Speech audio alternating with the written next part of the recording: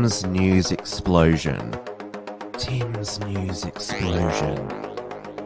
Tim's News Explosion. Tim's News Explosion. Tim's News Explosion. Tim's News Explosion. Tim's News Explosion. Tim's News Explosion.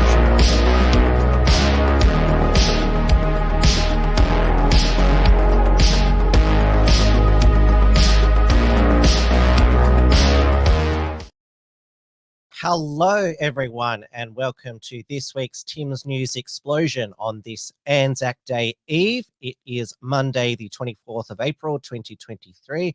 We are live on YouTube on the Unshackled channel. I was going to stream to the Wilms Front channel tonight because the second strike was due to expire on April 20, but then I found out this afternoon that I got another strike on the Wilms Front channel despite not using it for a couple of months now because episode 68 of Tim's News Explosion had been removed for misinformation. So it's clear that YouTube is gunning for the Wilms Front channel.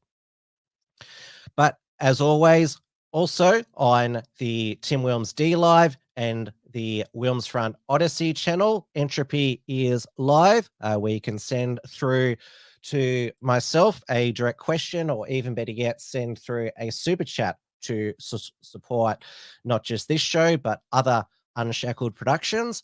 Apologies for my nasally sounding voice tonight, as I think I've become a victim of the unfolding triple-demic, which of course is not just COVID, but the return of the flu and other flu-like viruses like the common cold. Now, I tested negative for COVID. I didn't think it was COVID because I don't have a dry cough. But to know if it's the flu, I need to get one of these tests coming to pharmacies this winter. The combined COVID-19 influenza A and B antigen test kit, only $14.95 for a single one there. I think the strain of flu-like virus that I've got is the common cold, because it is just a runny nose, a nasal congestion, and just some sneezing. So the show is going on, of course. I didn't want to let you down, but I am armed with a box of tissues. So in between when I play news clips, I'll have a good blow. Just to make sure there. It is 8:30 p.m. here in Melbourne, Victoria, where this past week we have lost two of this city's most revered sons. First, last Wednesday, Father Bob McGuire. He was known as the Maverick Catholic priest.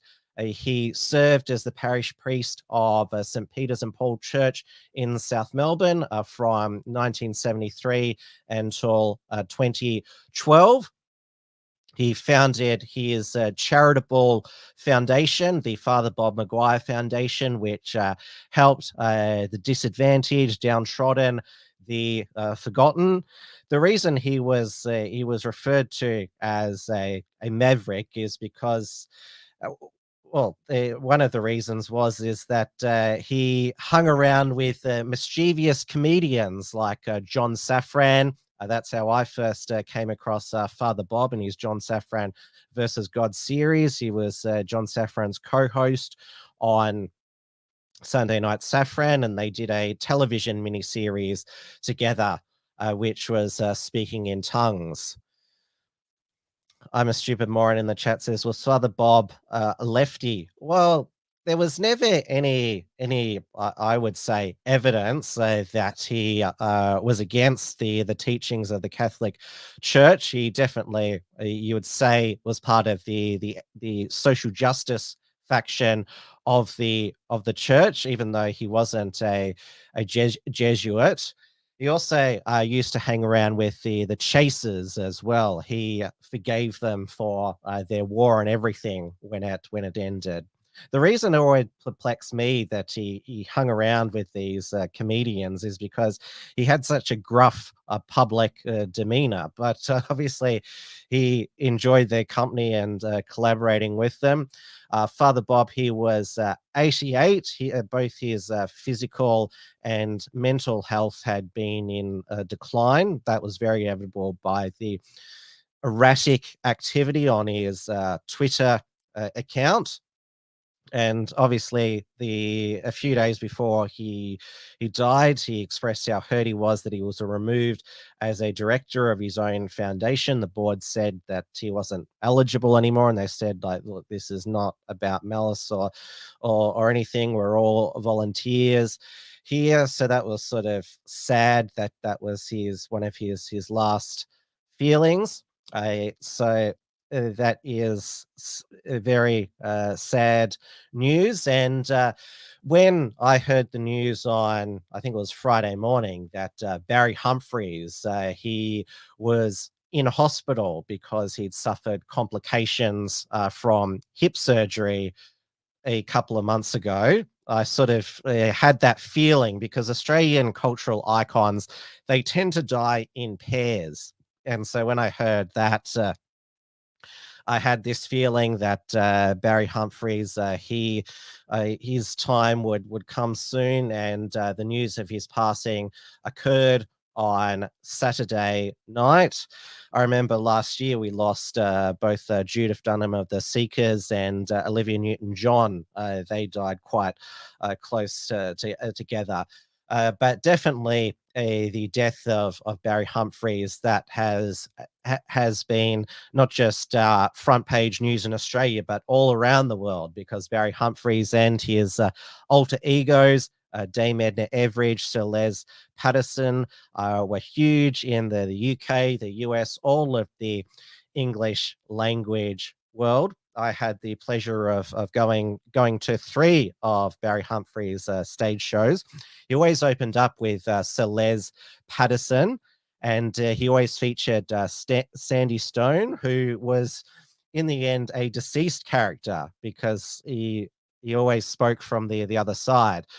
And Barry Humphries, the first part of his show always featured like a new character. I remember his last show, the new character was Celeste Patterson's brother, Father Gerard Patterson, who was a pedophile Catholic priest who touched everyone that he met. Again, showing Barry Humphries' political incorrectness, satirizing everyone, every cultural institution, even in ways that obviously people found insensitive, offensive, but that was his style. He was you would say, a savage cultural satirist.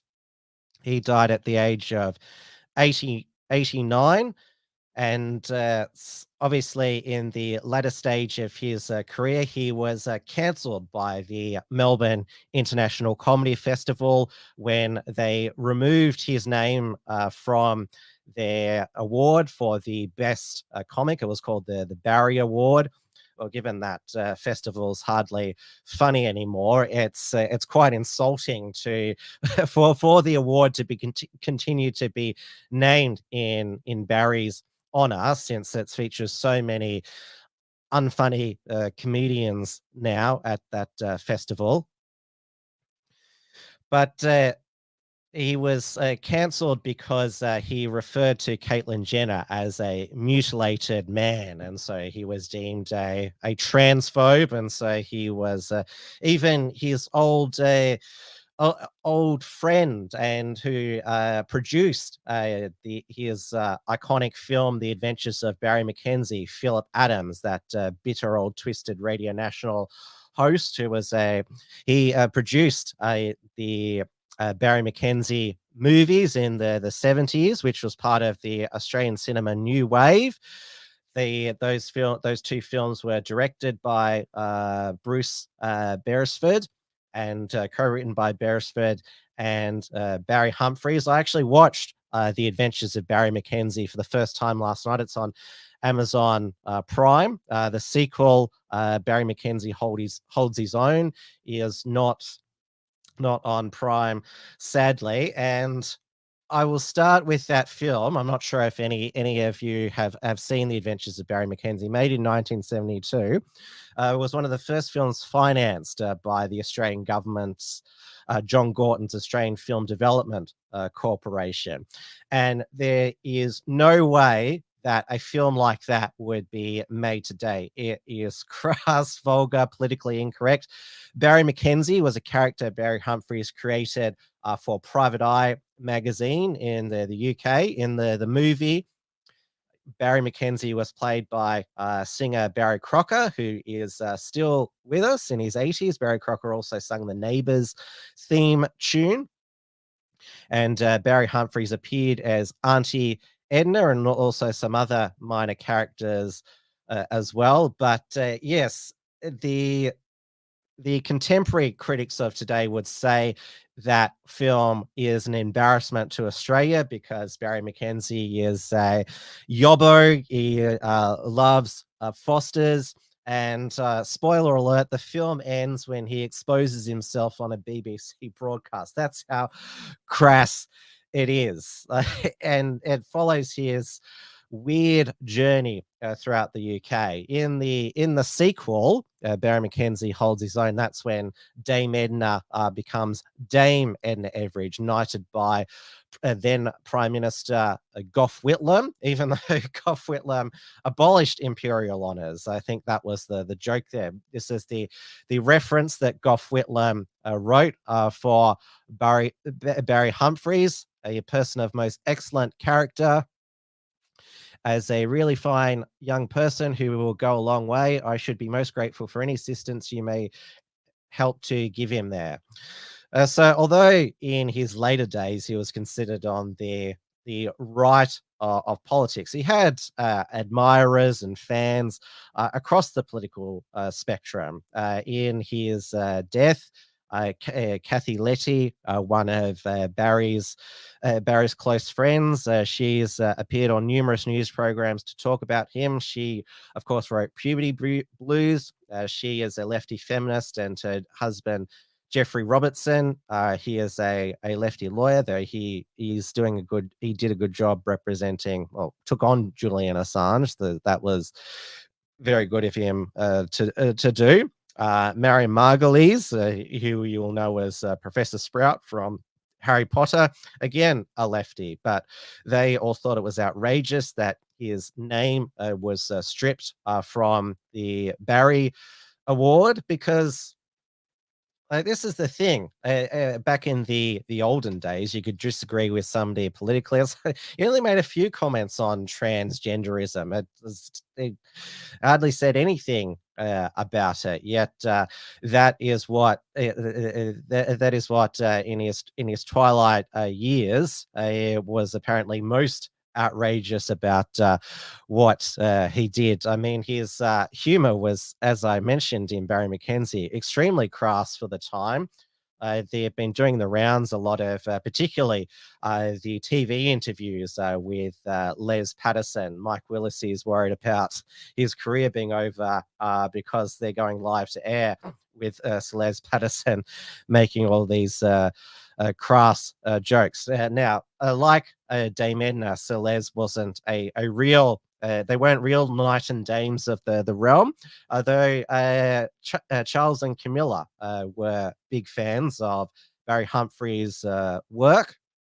And in fact, King Charles contacted Barry when he was in hospital there, which of course that's quite flattering to, on your deathbed, get a phone call from the monarch there.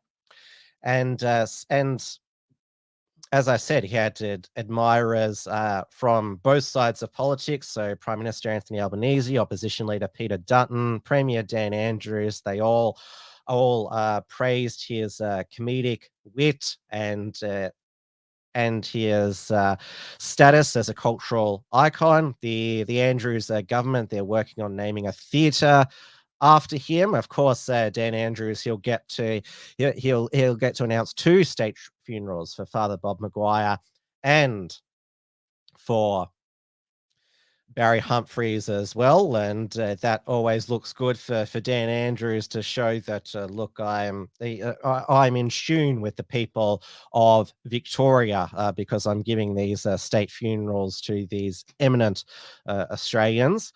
A former Victorian Premier Jeff Kennett, he wants state funerals to end because they're basically giving that to everyone. They've lost all meaning now, and said that he doesn't want a state funeral because it came out recently that Shane Warne's a state funeral at the MCG cost taxpayers $5 million.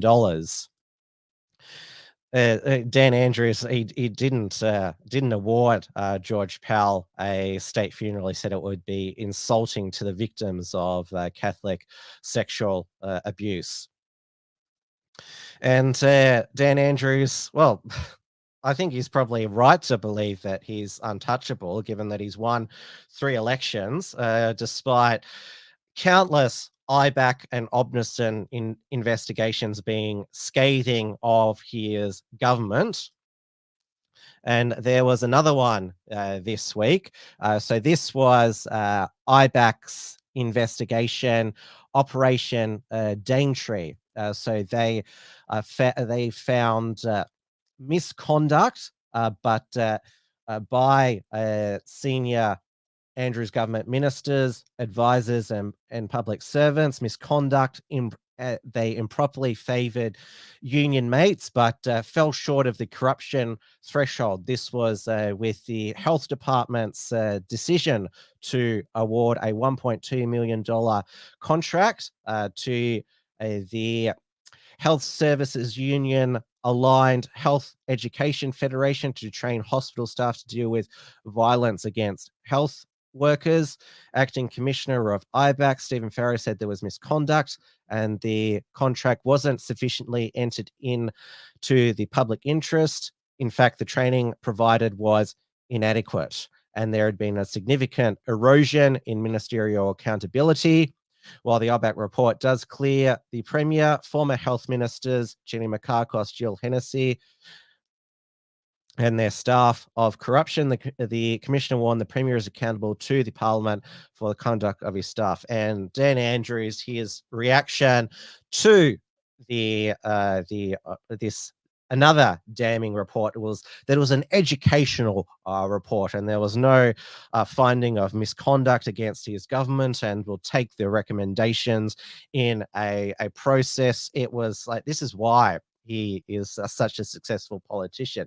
He's able to spin his way out of any situation, able to just neutralize the press pack in front of him. I mean, he never wavers. He is always calm and collected, speaks authoritative. Even us who hate him have to admit that he's good at this. Liberty Warrior says a bullshit artist. Yes, one of the best. And now, of course, last week I brought you the news that Dan Andrews, thanks to a lot of these sort of sweetheart deals with trade unions, particularly on construction projects, Victoria's debt is out to $115 billion. So Dan is softening us up for a brutal state budget, which will be on May 23, following the federal budget on May 9. It is looking like the airport rail link will be delayed, as I broke last week.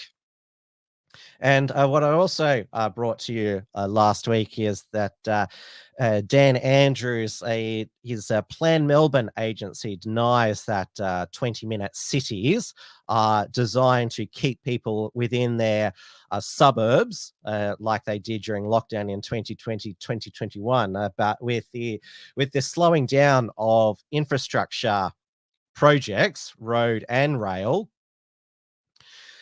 it'll be that a lot of Victorians, they won't be able to get out of their 20-minute neighbourhoods because of gridlock. In fact, some public servants are being ordered to work from home because of the unreliability of public transport and gridlock as well. So there you go. Now, of course, the reason why the Plan Melbourne put out that statement saying, oh, it's not about control, is because, well, we have seen over in Oxfordshire, England, they are actually have physical barriers trapping people within their city, and they have to get a permit to leave.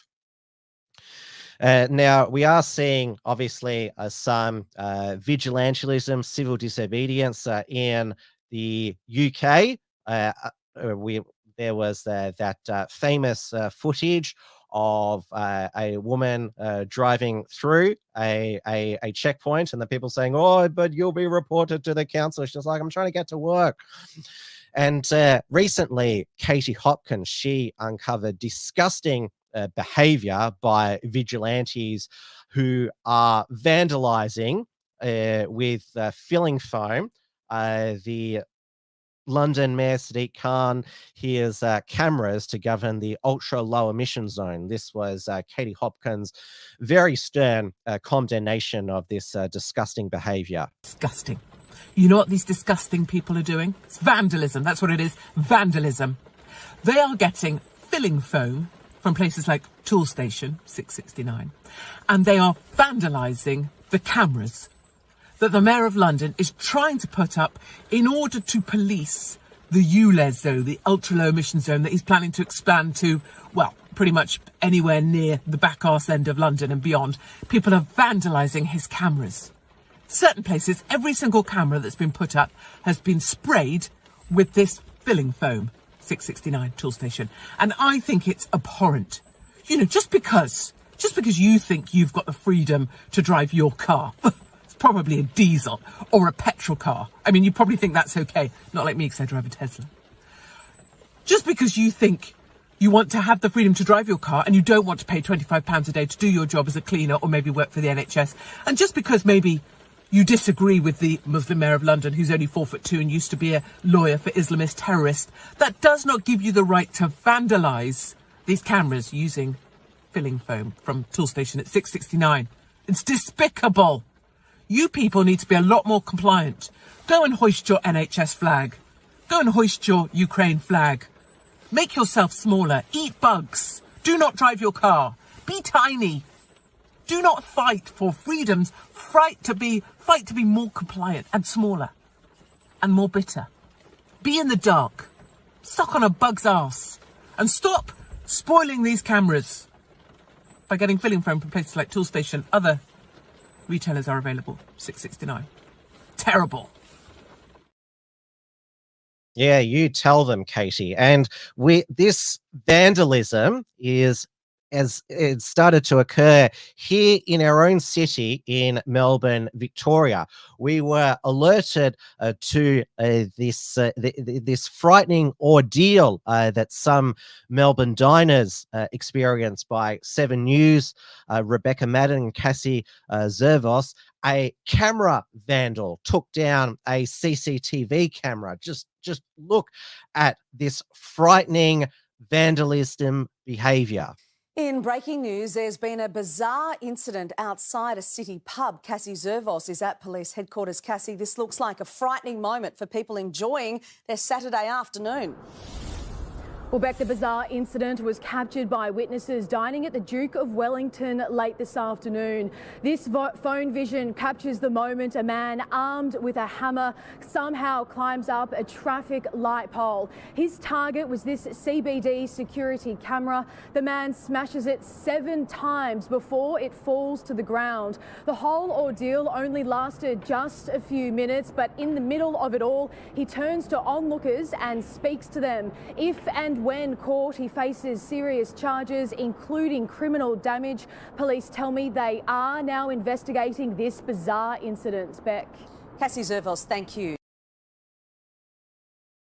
It is bizarre because why would you be against CCTV cameras on every street corner in Melbourne? I mean, do nothing wrong and you've got nothing to worry about. It's all about keeping our city safe.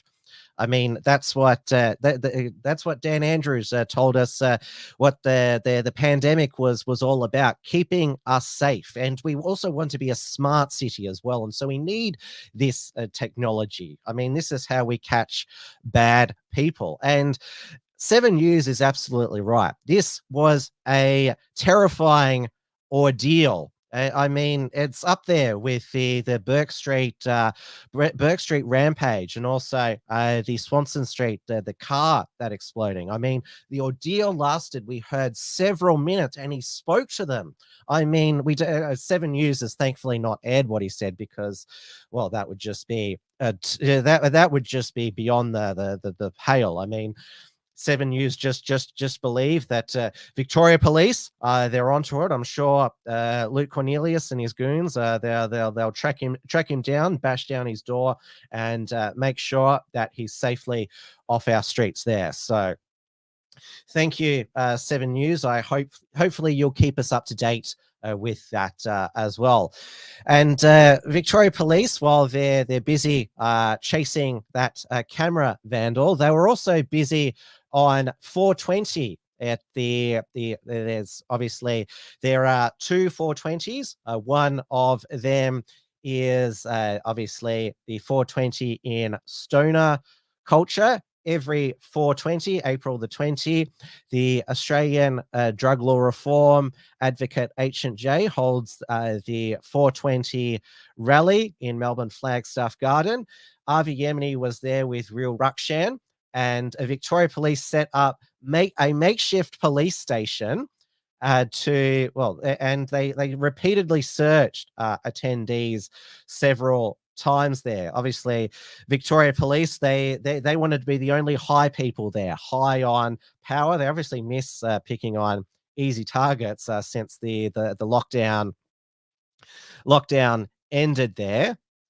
And we have obviously at the last state election 2 Legalise Cannabis MLCs elected to the upper house, though Dan Andrews, despite claiming that he's a progressive premier, he is not interested in legalizing cannabis, which this is a victimless crime. I'm a libertarian on drugs. In my opinion, the war on drugs has been a failure, like every government war, like the war on COVID, the war on terror, and the war on poverty. They always lead to worse outcomes and always increase the surveillance state as well.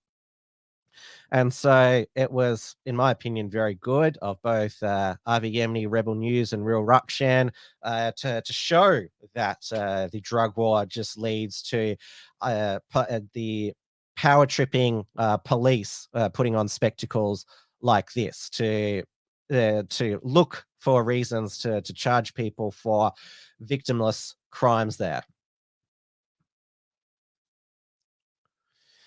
Now, the other 420 is, of course, Adolf Hitler's birthday. He was born April 20, 1889. And so Thomas Sewell and the National Socialist Network, they decided to celebrate Hitler's birthday at a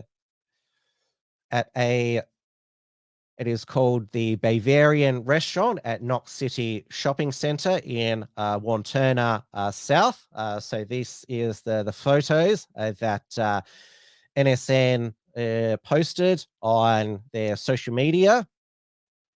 And so Thomas Sewell, he posted, and he was on Blair Cottrell's Odyssey live stream earlier this evening. He posted on Telegram that the group had a great and an eventful night where they enjoyed great German food, beer, and company. It's not really leaked correspondence because Thomas is quite open about his posts. Despite not breaking any laws and not disturbing a soul, I'm quoting Tom here, we were set upon by a dozen scum from Victoria Police who were terribly upset we were celebrating this holy day instead of the government-approved gay or pedophile holidays. Being confronted by system violence while our families and babies were present, we were forced to eat our Hitler cake while being escorted from the shopping centre under the threat of political violence. They persecute us because they know we are rising and the world will learn the truth about Hitler and look to us for leadership. And so that is obviously Jimon Roberts there doing the Nazi salute with his white race t-shirt. He looks different again.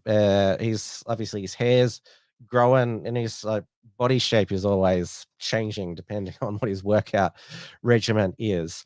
A Victoria Police spokeswoman confirmed the police were called to the venue on Thursday night to move the group on.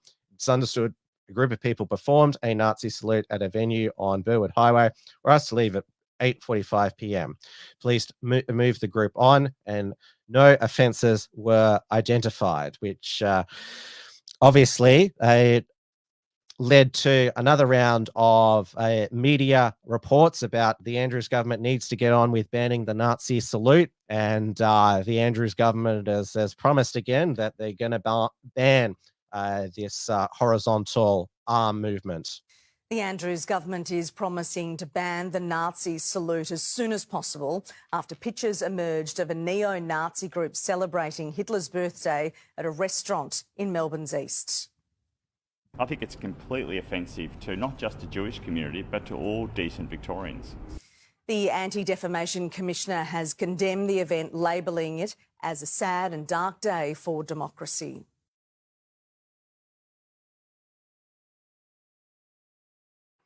Yes, Davir Abramovich said, paraphrasing, extremely dangerous for our democracy. That's another way that you could sum up what he said. And he went on to say, there is something very wrong in Victoria, and we should all be alarmed by this brazen, stomach-churning outrage that will forever be a stain on our state.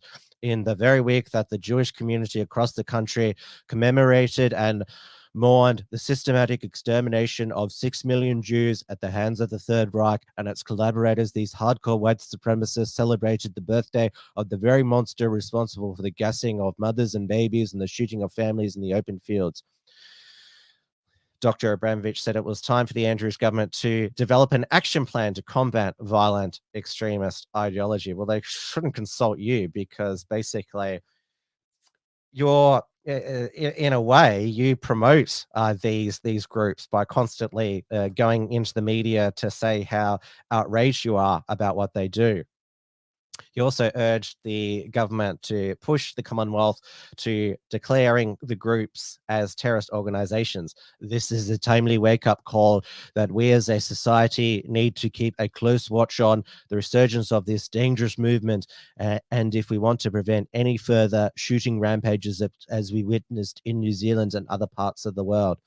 Now, in the lead up to 420, Slack Bastard on his Twitter account, he said German restaurants will be well advised to scrutinize their bookings on April 20, just in case. Now, that is a photo from 420 in, it says there 2017, where I think I remember that the caption was, hope you're celebrating 420 in true fash style, not like a degenerate.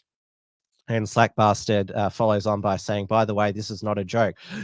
Of late, the local Hitler youth have been making a real nuisance of themselves. Pubs, clubs, parks, festivals, on the streets, some of which is reported, much of it not. It most definitely end in tears, but whether or not these belong to Nazis is up to you. Look, I think to be on the safe side, I think all German, Bavarian and Austrian themed restaurants should all be closed on 420 just to prevent any Nazis attending to celebrate Hitler's birthday. And plus, like, if you actually knew what that day represented, why would you choose, if you're just a random member of the public or a German, to go to such a restaurant on 420 knowing what that day represents in German history?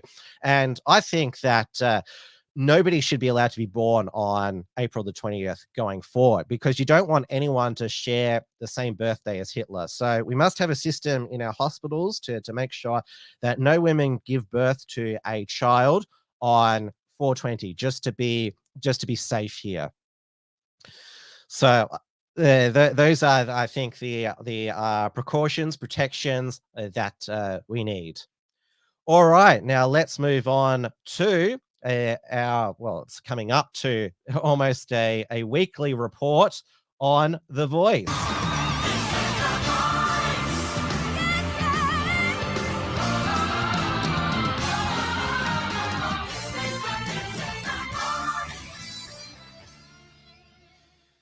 And now we had on the Bolt report last Thursday, Andrew Bolt had an exclusive interview with Lydia Thorpe's white father, Roy Illingworth. Notice that Lydia Thorpe, she's not Lydia Illingworth, and that's because Lydia Thorpe's indigenous ancestry is on her mother's side, and there's a lot of indigenous Thorpes, and so obviously to be an indigenous activist like she is, I'm being obviously kind there calling her an indigenous activist rather than a race baiter and a racist.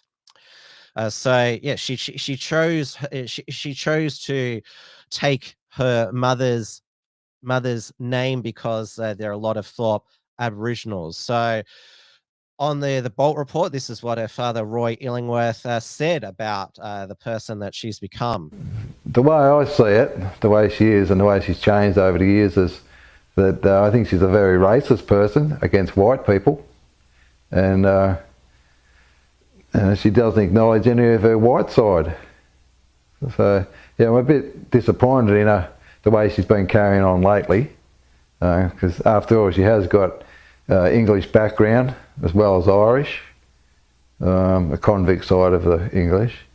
So yeah, the way she's carrying on, I don't know, she's been probably used by someone or some people, but normally she never used to be like that.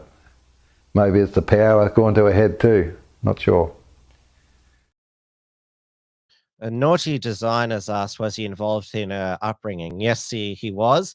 He talked about that growing up, Lydia, she was spoiled. She had a lot of things provided to her, so denying that she grew up as a victim. And it's worth watching the full interview. It's on the Sky News Australia YouTube channel. He says that they still exchange messages from time to time, but obviously the relationship is strained, and he basically wanted to, tell how he feels about Lydia and talk about, why he thinks she's become the way she is. Lydia Thorpe, she's promised to tell, her version of what happened at the strip club where she racially abused that white man, and also her other work. She, in an exclusive interview with Antifa socialist YouTuber Tom Tanuki, real name Thomas Stephen, there. I mean, it's she's so like he's the only person that she feels comfortable talking to now. Now on The Voice, the Albanese government did release the constitutional advice from the Solicitor General, Stephen Donoghue, KC. He was appointed by Malcolm Turnbull in 2017, so he's been in the job a while. And he said, yes, the Voice does not threaten our constitutional arrangement. In fact, we will enhance our system of government. So nothing to see here. There was a Roy Morgan poll released this week that showed that support for the Voice had dropped below 50% in all states, except Victoria, of course. So it's in real trouble, the Voice campaign. Obviously, Peter Dutton made the good decision to make Jacinta Price his Indigenous Affairs spokeswoman, despite her being in the National Party room, and also made Kerry-Ann Little, the Liberal Indigenous Senator from South Australia, the Minister for the Prevention of Family Violence and Child Protection. And so I do believe that if Peter Dutton, if his campaign against the Voice, because it is both wrong in principle, and it will also lead to unintended consequences, I think he can deliver a fatal blow against the Albanese government.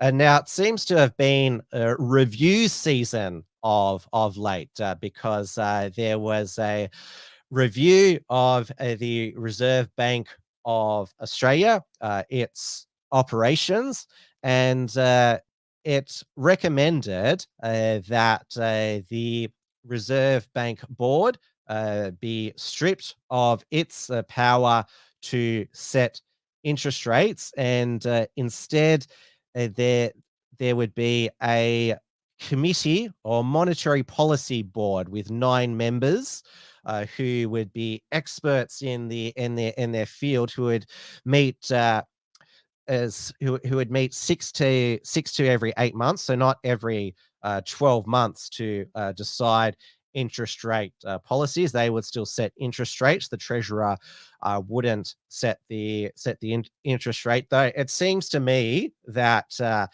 such a change, it would certainly lead to the RBA taking less aggressive action to control inflation, which is still out of control. Philip Lowe, he didn't raise interest rates last month because he wants to be reappointed by Jim Chalmers, and decided, well, it'd be good if I just keep them on hold, even though inflation is still out of control.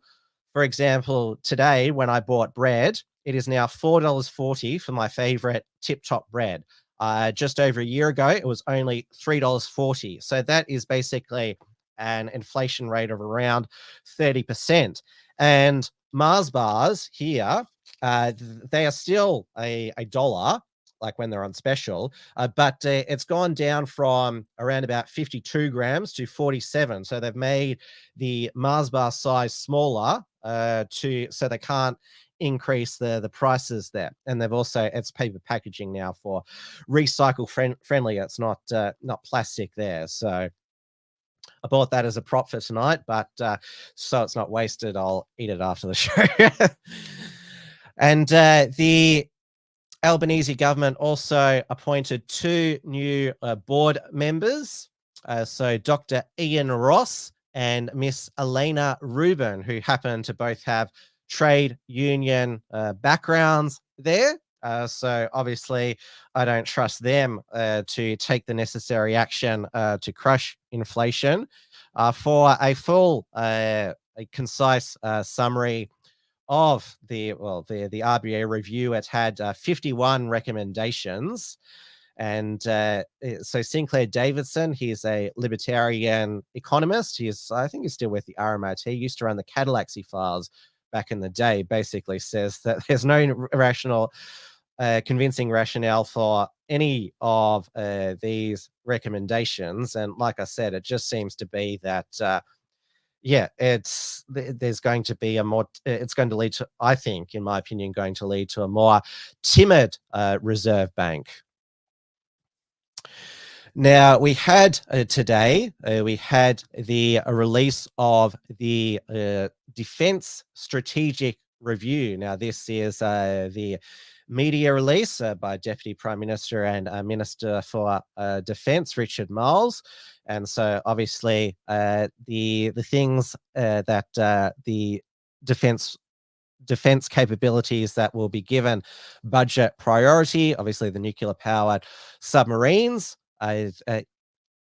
enhancing long-range missiles, improving the ADF's ability to operate from Australia's northern bases, strengthening the Indo-Pacific partnership. What there will be a cutback on is armoured vehicles.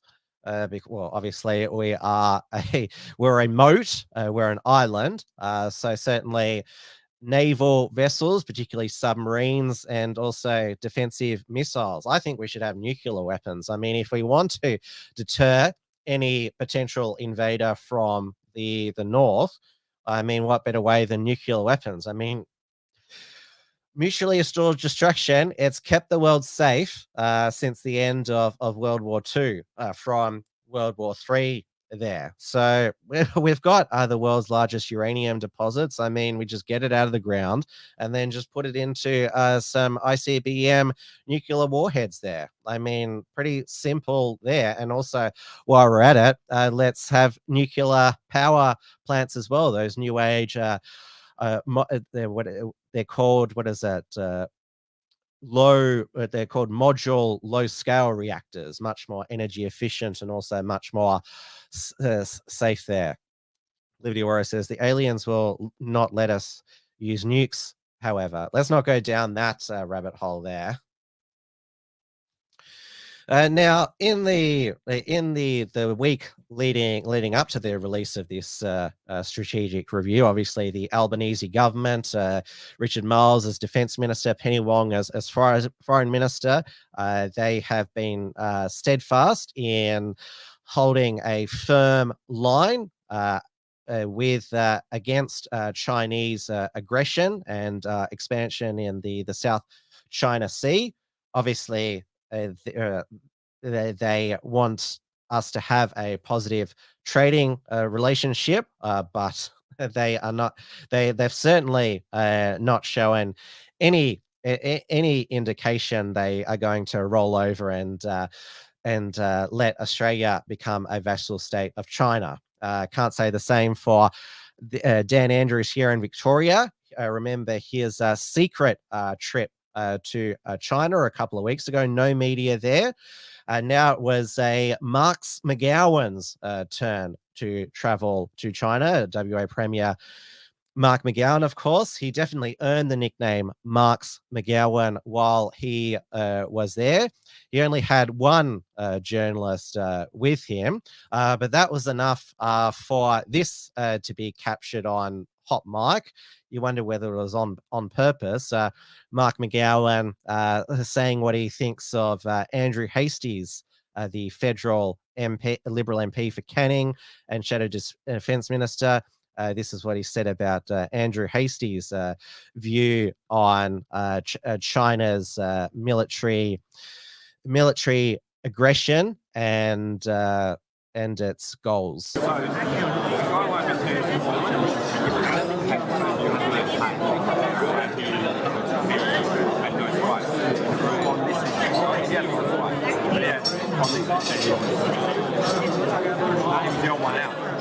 other Western Australian who was senior was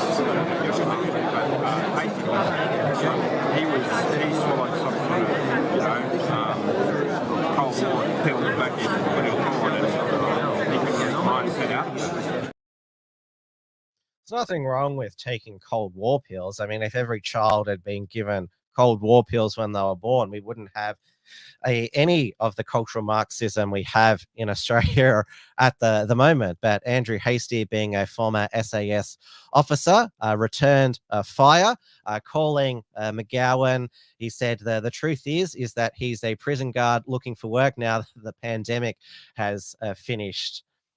And Mark McGowan, the next day, I first saw this in the West Australian newspaper. He proposed that National Cabinet should be held in Beijing.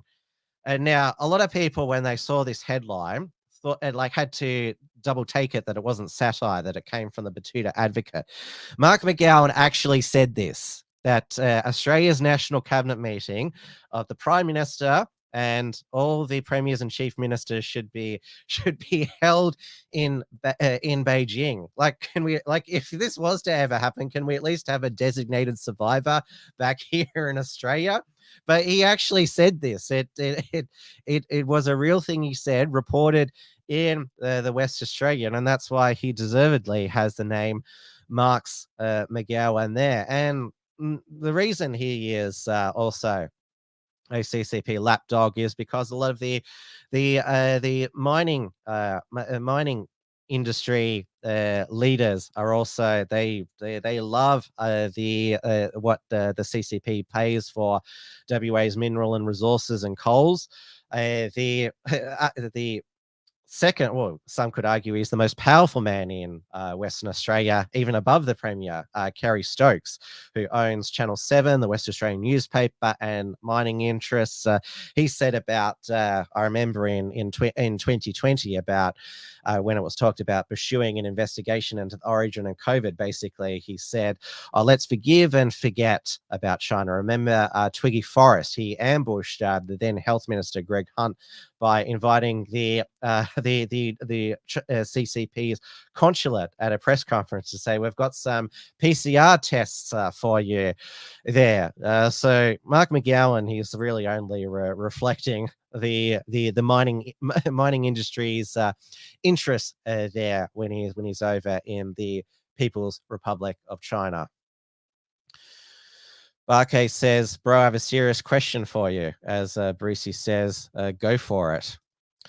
Peacoziman says, what, will we get representation in the Chinese Congress as well? If so, then sure, why not just dissolve the Commonwealth and join China as separate provinces?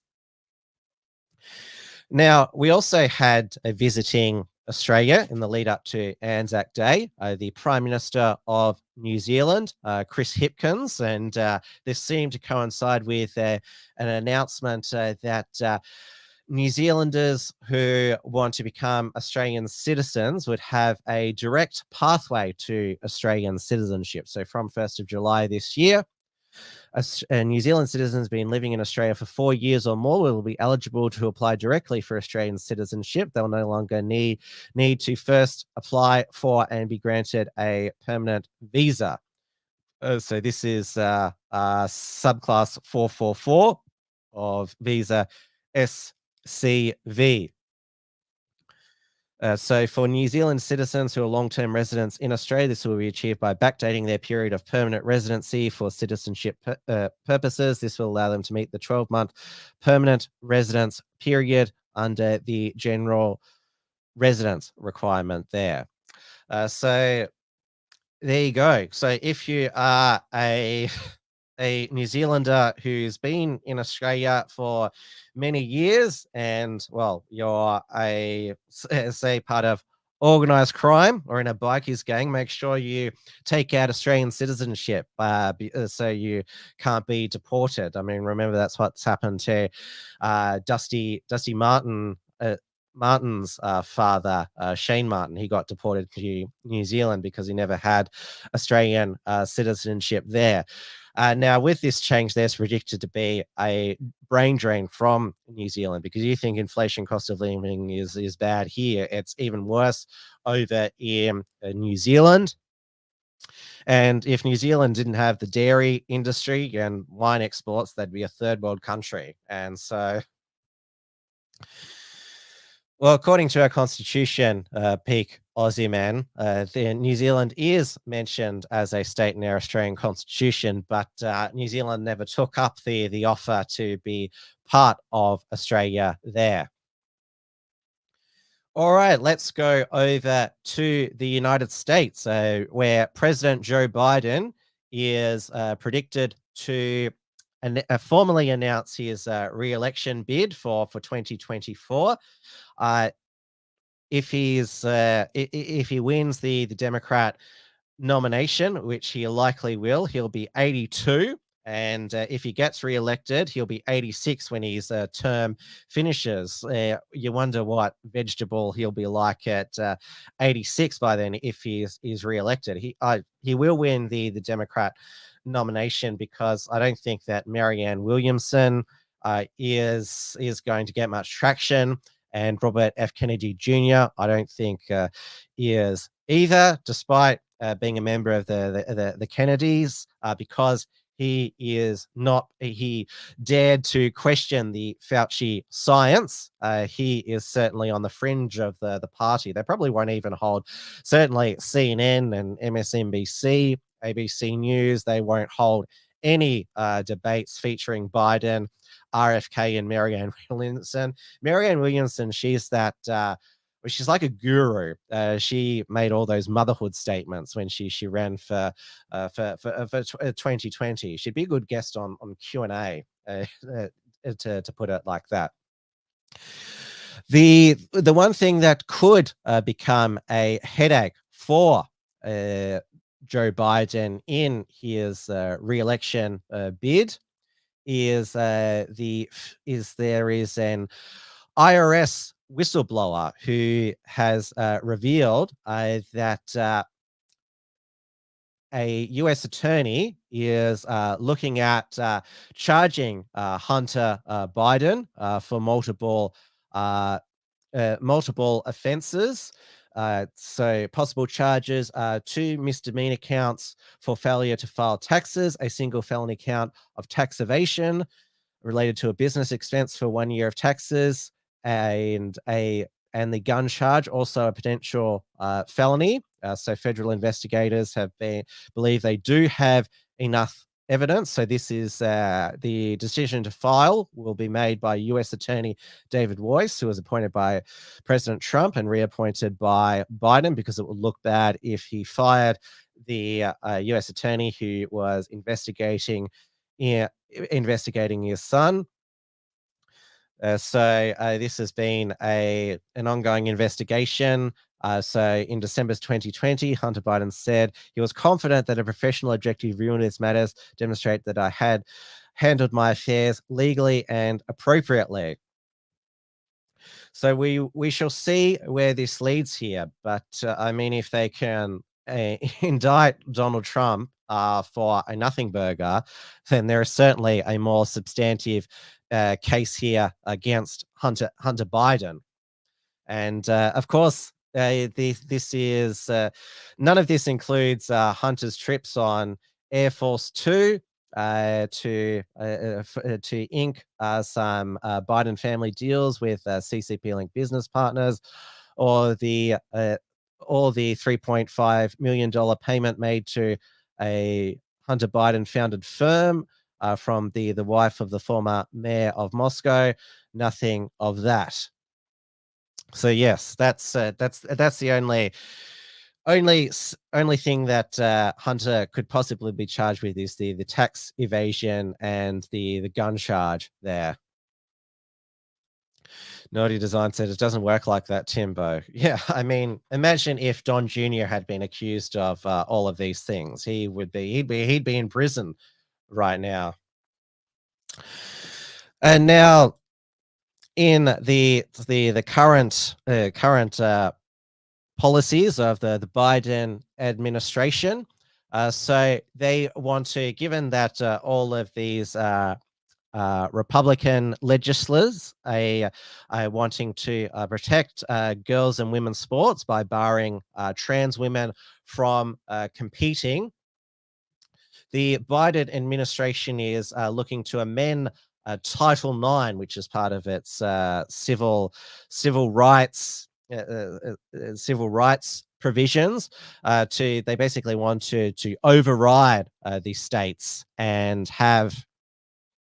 allow trans women to compete in women's sports. And it's got the endorsement of Aquaman, Leah Thomas, who recorded this video supporting Joe Biden. And Leah Thomas, for our viewers, check out Leah Thomas's latest makeover. My name is Leah Thomas. I'm a transgender woman, a former college swimmer, and the first trans athlete to be named Division I NCAA champion. I started swimming when I was 5 years old, and it has taught me so much. It has given me so many opportunities to learn, grow, develop, and connect with my peers. Opportunities that I wouldn't have gotten if I didn't have access to athletics. That's why it breaks my heart to see trans kids across the country lose out on these opportunities.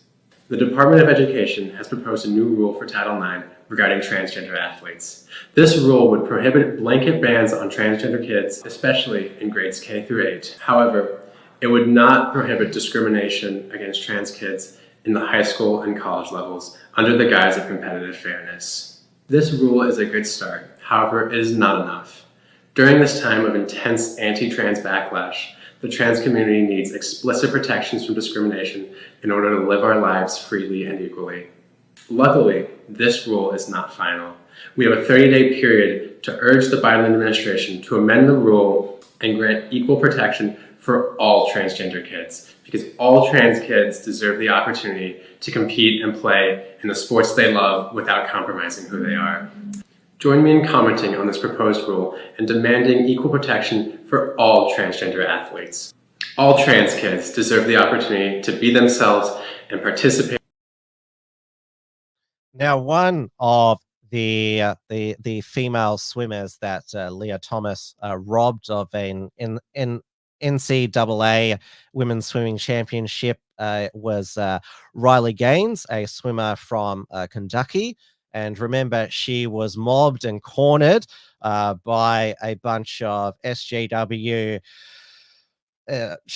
trans non-binary freaks or whatever they were, shouting abuse at her, and she was even physically assaulted. She was trapped there for hours. So she has slammed the Biden administration wanting to change these Title IX provisions, which is basically it's supposed to protect women, Title IX, but it's wanting to, when it comes to sport, make it so that there's not a level playing field.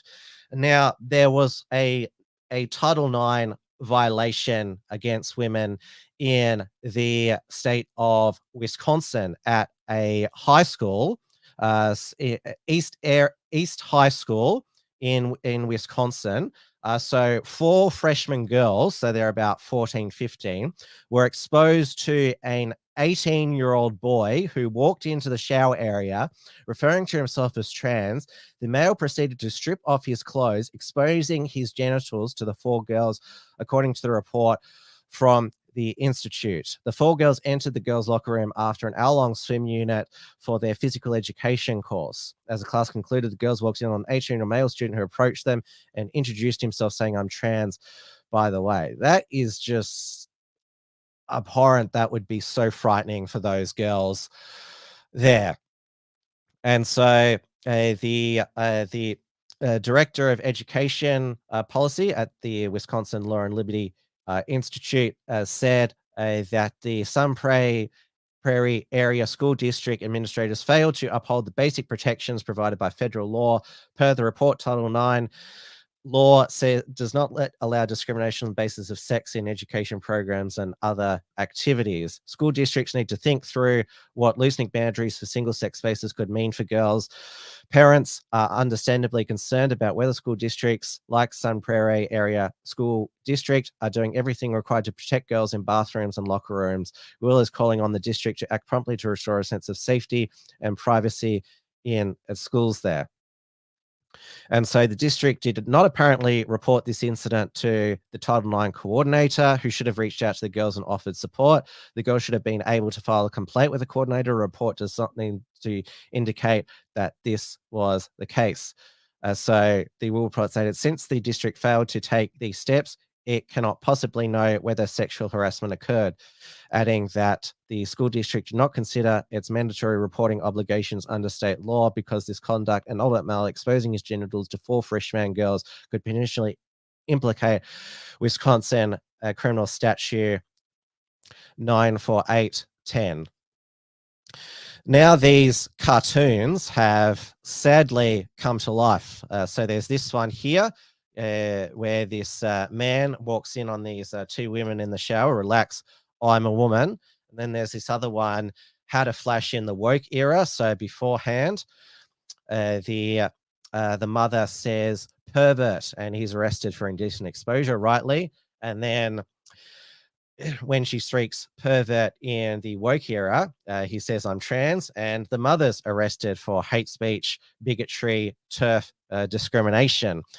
And also, what seems to have come true is this scene from Scary Movie in 2000. The original one, written and directed by the Wayans brothers, an African-American comedy family. They had a female gym teacher called Miss Man, who Cindy Campbell, they're the main character there, comes to her office for some advice.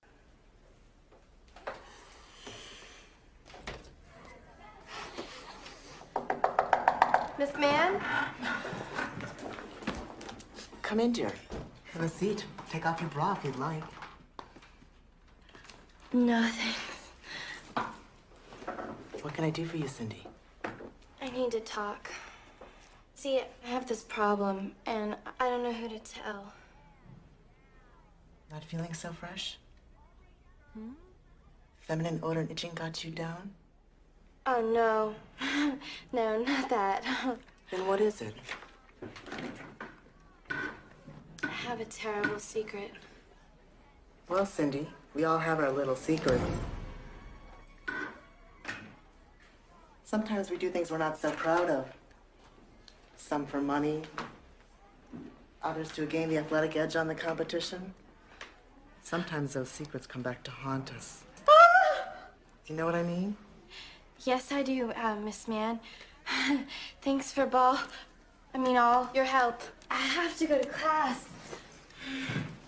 Anytime, dear. So what was hilarious comedy 23 years ago is now a horrifying reality. And like you couldn't do movies like Barry McKenzie, as I mentioned at the beginning of the show, you certainly could not have jokes like that in Hollywood movies today. I mean, as Lady of Shalott says, this is now a documentary, but yes, it is now reality. Now, we had this week, of course, the settlement by Fox News, by News Corp. Sorry, I'm just getting some mucus there. I'll need to probably sort of had a sip of water during that clip there. But I reckon I've been doing pretty well throughout this program. So before it was about to go to trial, Fox News settled the case, the defamation case that Dominion Voting Systems was bringing against them. So they settled for $787.5 million, which was half of the $1.6 billion that they wanted. And Smartmatic is also still suing Fox News. Both Dominion and Smartmatic also suing Newsmax, One American News, Sidney Powell, Rudy Giuliani.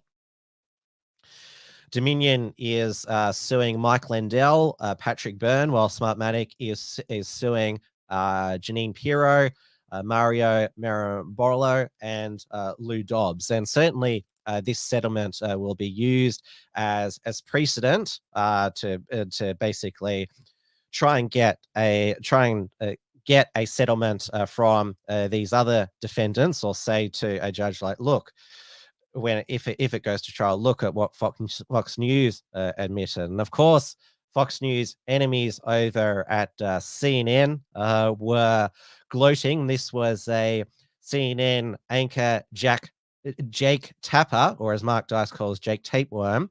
This was him here.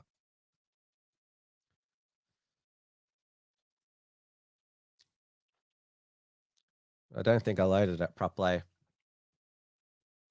Just bear with me for a moment.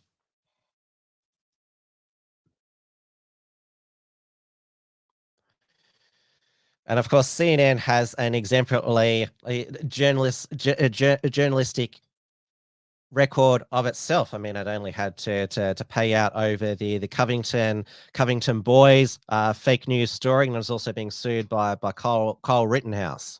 One of the ugliest and most embarrassing moments in the history of journalism. Fox issued a statement saying, quote, "We are pleased to have reached a settlement of our dispute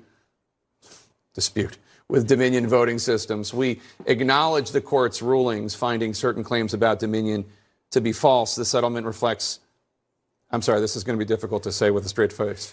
"This settlement reflects Fox's continued commitment to the highest journalistic standards. We are hopeful that our decision to resolve the dispute with Dominion amicably instead of the acrimony of a divisive trial allows the country to move forward from these issues." Unquote. CNN is an embarrassment to journalism on a daily basis. It's hard to watch CNN with a straight face, take it seriously as a news organization. Now, over at MSNBC, or as it's sometimes called MSDNC, former Biden White House spokeswoman, press secretary Jen Psaki interviewed AOC. And this is what AOC said should happen to Tucker Carlson if he is deemed to be inciting hatred or violence. Federal regulation in terms of what's allowed on air and what isn't.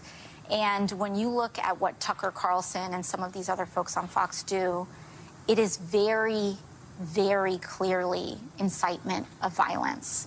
Very clearly incitement of violence. And that is the line that I think we have to be willing to contend with.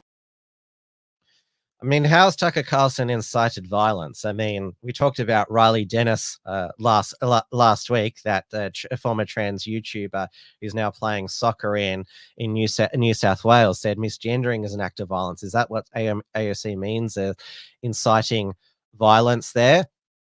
Now, also staying on Fox News, Lachlan Murdoch, he dropped his defamation suit against Crikey.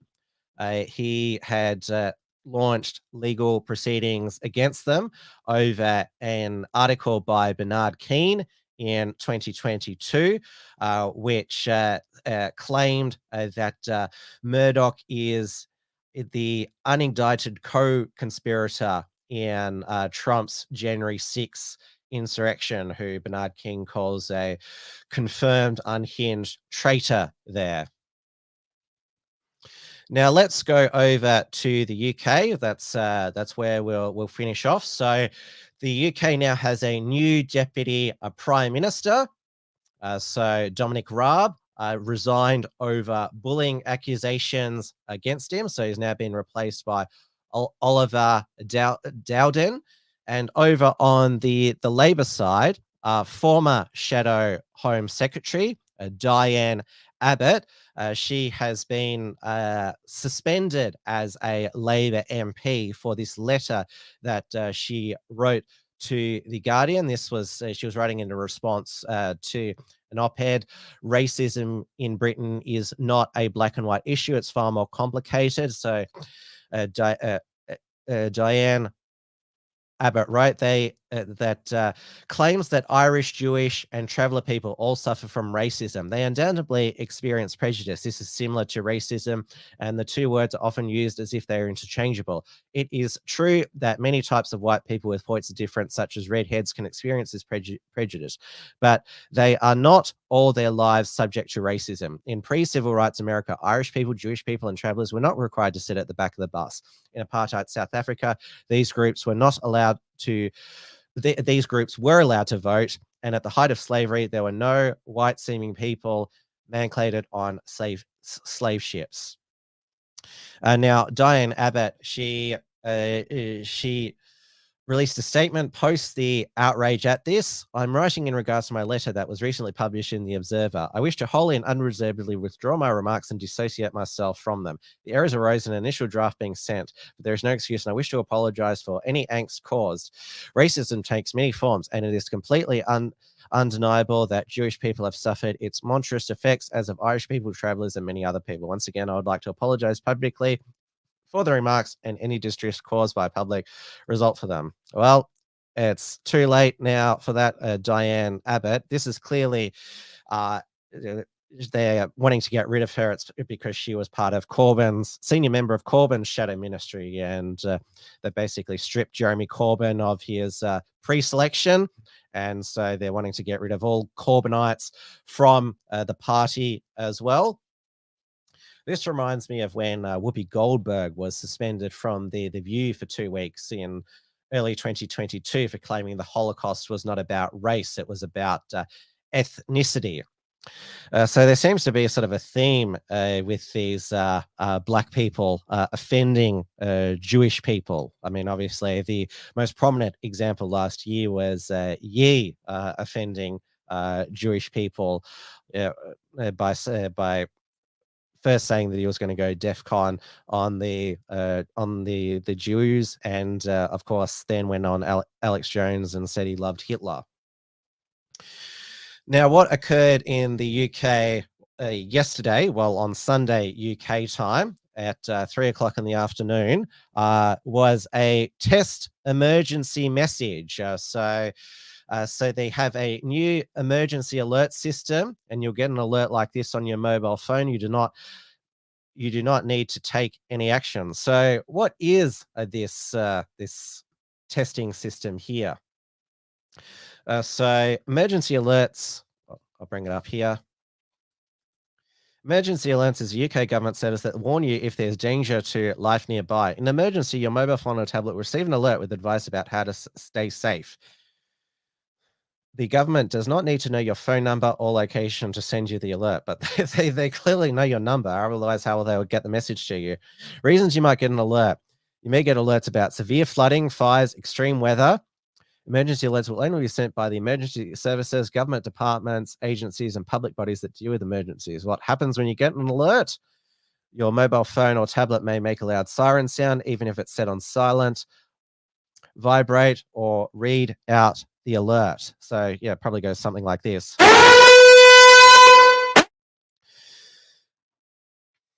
Now, a lot of us in Australia thought, I thought only, Clive Palmer and the United Australia Party and other political parties had the ability to send a text message to everyone in the nation there. But yeah, there you go there. So the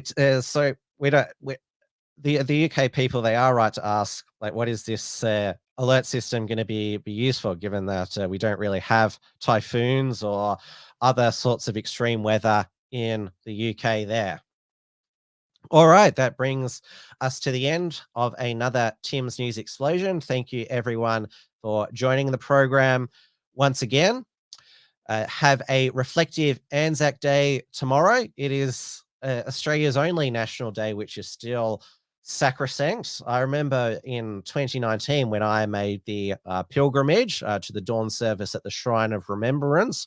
I should provide a link to the Unshackled's coverage at the 2019 Shrine of Remembrance dawn service. When myself and Steel Archer, when we arrived at Flinders Street and walked down to the shrine, I had never seen so many white people in Melbourne in the same place. It was quite the sight, because obviously Melbourne is very diverse and multicultural now. But that morning on the 25th of April, I saw almost exclusively white people there. And Dan Andrews, the Premier, even though honouring those who fought and died for Australia, he still said that pay respect to the traditional owners of this land. So, were we fighting for Australia, or like fighting for, or we're fighting for the? We're not fighting for Australia because it doesn't exist. It's the traditional owners. Again, this is the whole ludicrousy of the welcome to country, paying respect to the traditional owners. It's implying that we don't own our own property. We are not part of this country here. And the part of the reason why Anzac Day is sacrosanct is because there have been Indigenous Australians who are proud to be Australian, have fought and died for Australia. And also the left, they have now embraced Anzac Day when they are obviously demonizing Thomas Sewell and his crew, saying our grandfathers fought against the Nazis. So this is why they are back on board with Anzac Day. Of course, Catherine Devaney, she once, that comedian once called Anzac Day bogan Halloween, which is all right. She's allowed to make a tasteless joke like that.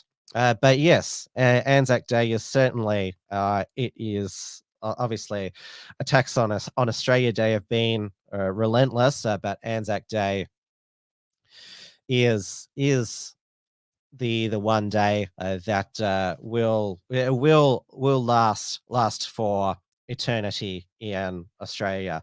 Of course, tomorrow in the AFL, there is the traditional Anzac Day match between Essendon and Collingwood. There is also going on right now the traditional Anzac Day Eve clash between Melbourne and Richmond. Since this is a live show, I'll give you a live score update. So there is just over 5 minutes to go in the final quarter. Melbourne is leading 13-6, 84 to Richmond's 10-11, 71. So it's a close one there. Richmond had a pretty poor start to the season, only one win and one draw so far there. So thank you once again for watching, anyone. I'll see you all next week for another Tim's News Explosion, 8:30 p.m. Melbourne time on YouTube, D Live and Odyssey. And there'll be another report from Tiger Mount with Richard Wollstonecroft, published a new one on what he termed the $6 million man. The fact that Dylan Mulvaney's endorsement of Bud Light had lost Anheuser-Busch $6 billion. And so Bud Light has announced management changes with Todd Allen, the new VP, with the current marketing VP, now former Bud Light marketing VP, Alyssa Heiner Schrid, now taking a leave of absence. She was, of course, the mastermind behind sending Dylan Mulvaney those personalized Bud Lights there. So stay tuned for more reports. With Tiger Mountain with Richard Wollstonecroft. Also check out the most recent Cafe Locked-Out over on Rumble, which Richard is associated with. Michael Gray Griffith got the honor of chatting with Roseanne Barr, who of course was cancelled for a tweet in 2018. So that is certainly worth checking out. It's a 2-hour live stream, which is pretty impressive. They got Roseanne for that. So check that out as well. So much good content around at the moment. Take care, everyone. Have a reflective Anzac Day. Stay safe, stay sane, stay free, and also stay positive. Good night, everybody. Tim's News Explosion. Tim's News Explosion. Tim's News Explosion. Tim's News Explosion. Tim's News Explosion. Tim's News Explosion. Tim's News Explosion. Tim's News Explosion.